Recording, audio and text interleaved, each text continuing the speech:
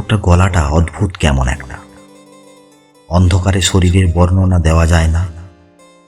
কি এক অশনি সংকেত মনটাকে বারবার তরঙ্গায়িত করে তুলছিল।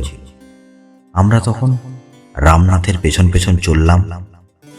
কালিমাময় এই অরণ্য বক্ষে দেশলাই খোলের মতো ডাকবাংলোটায় কি আর কেউ থাকে না? এই প্রশ্নটাই বারবার মনটায় কাটাকুটি করছিল। আচ্ছা রামনাথ, এ বাড়িতে আর কে থাকে? এটা ইন্দ্রদা জিজ্ঞাসা করেছিল।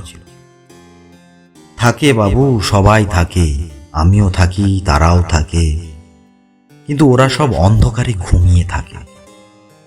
মানে?